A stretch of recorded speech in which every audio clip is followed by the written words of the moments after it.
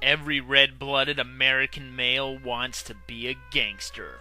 It's the law of the jungle. What you put in is what you get out. There's no political bullshit you have to work through.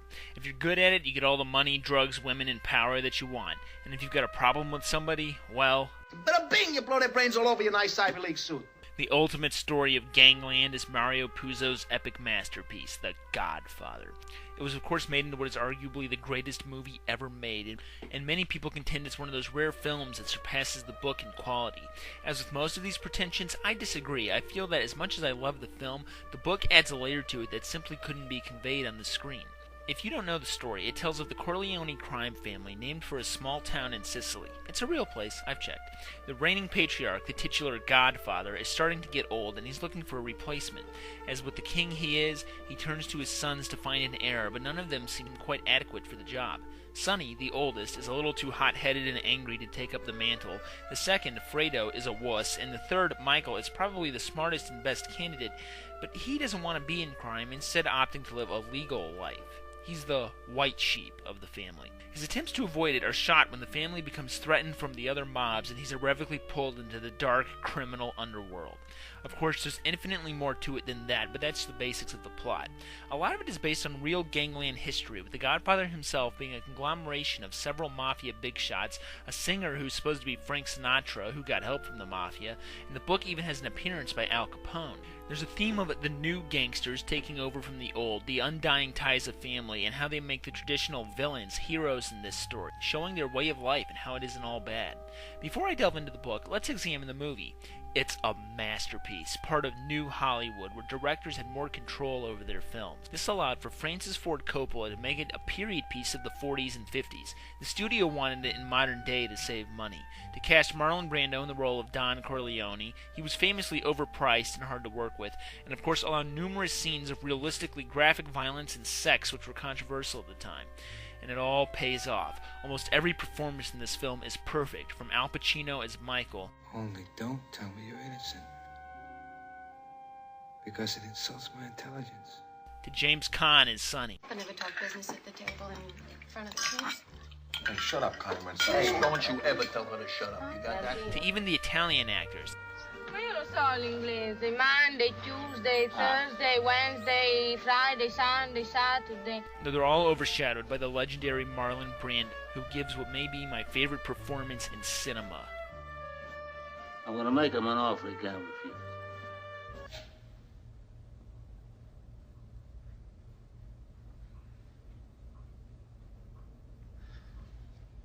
Look how they massacred my boy. He was well deserving of the Oscar he won, and the others were robbed that year. Seriously? Fucking Cabaret? And of course the famous music played a huge role in this, fitting the atmosphere of the film quite well.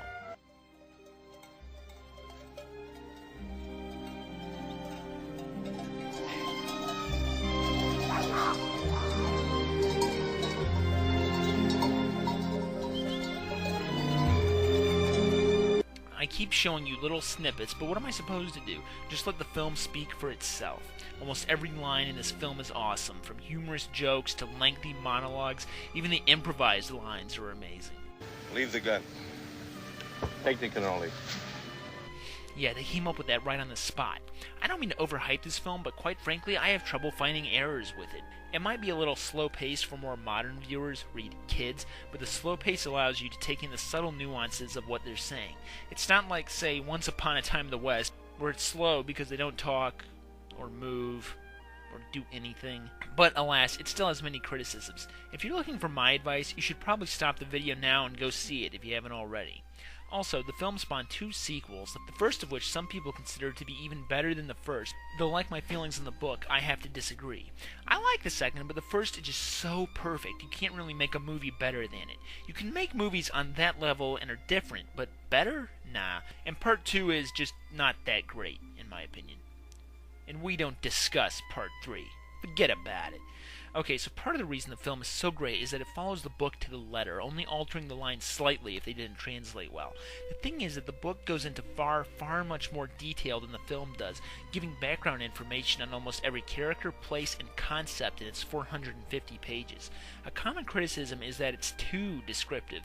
and the film was wise to leave a lot of it to the imagination. That's fine, but I find its meticulous descriptions of the Mafia underworld and how it works to be even more interesting than what the movie portrays.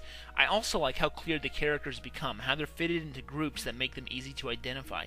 Part of the strength of the story as a whole are its memorable characters, and I really feel like I identify with them more. Really, the book acts like a guide to the film, and my advice is if you haven't seen or read it, do it in this order.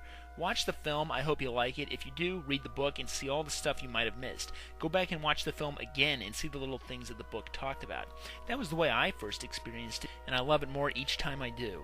Getting back on track, my favorite character is of course the powerful Don himself, but I also like Sonny, finding his short temper and violent nature to be very relatable, the ultimate form of what we might think of as a gangster. Then there's cool-headed Michael, who starts out as kind of a prude, but in the end becomes the character I needed him to be. I don't particularly like Fredo, but you're not supposed to. You're supposed to feel the Don's disgust with him, even though he's his son. The same goes for Michael's Protestant girlfriend, Kay.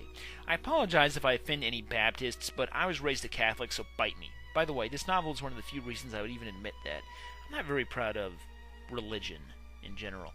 The novel also delves into the Don's backstory, like everything else. Remembering The Godfather Part 2, where they show Robert De Niro up and coming as the Don, all of that was in the book, which might be part of why I don't like Part 2 as much. It was just less novel. For the record, I would have liked Part 2 better if it was just like a full prequel. Anyway, one of my other favorite characters is the Don's loyal hitman, Luca Brasi. One of the few faults of the film, comparing it with the book, is how they gypped this character. By the way, he was played by a real Mafia hitman who happened to be visiting the set. Yeah, they had real gangsters overseeing this film. Anyway, you get a sense of how vicious and violent he is in the film, but the book describes him as the ultimate badass, a lunatic who would desecrate a human if they so much as looked at the Don the wrong way.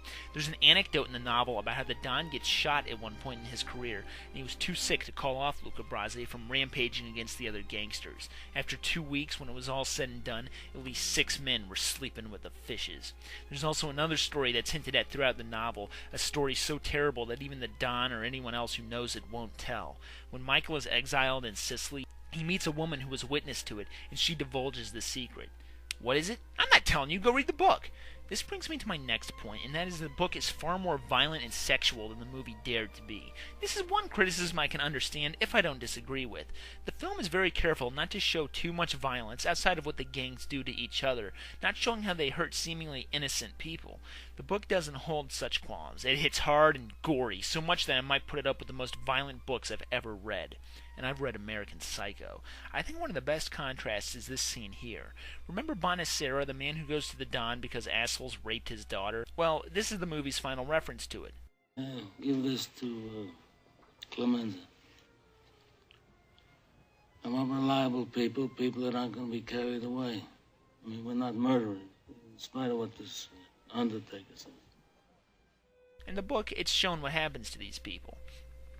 The two big men were beating Moon into jelly. They did not throw punches in flurries, but in timed slow-motion sequences that carried the full weight of their massive bodies. Each blow landed with a splat of flesh splitting open. Gatto got a glimpse of Moonan's face. It was unrecognizable. And the other guy, they clubbed Wagner to his knees. One of them took his arm and twisted it, kicked him in the spine. There was a cracking sound, and Wagner's scream of agony brought windows open all along the street. That's right in the first chapter. And like I said, the pleasures of the flesh are no exception, shown in graphic detail. If you thought the last passage was too hardcore, you might want to skip this one. Her hand closed around an enormous blood-gorged pole of muscle. It pulsated like an animal, and almost weeping with grateful ecstasy, she guided him into her wet, turgid flesh. I've always liked gruesome subject matter like this, and I think it does add a dimension to these people. Even knowing all of their vile criminal acts, they're still admirable people doing what's necessary in the land of opportunity. It makes heroes out of them without having to hide what they really are. And really, that's the whole appeal of gangsters. You go out into society and you work hard and barely eke out a living while some big shot gets money off of his parents, goes to Harvard, and does nothing all day while getting rich for no reason. It pisses people off. It's the kind of thing that leads to crime like this. Now, I don't advocate forming gangs and going around threatening and killing people, so don't do it. but I see where a lot of them come from. In legal society, people climb up the corporate ladder, stepping on others and having almost no scruples in what they do to get rich. In the underworld, at least they're honest with it. They know what they are, and people respect them for it. They even give back to the community that helped put them where they were. I believe that arguably the second greatest gangster movie said it best. It was protection from other guys looking to rip them off. And that's what it's all about. That's what the FBI could never understand. That what Paulie and the organization does is offer protection for people who can't go to the cops.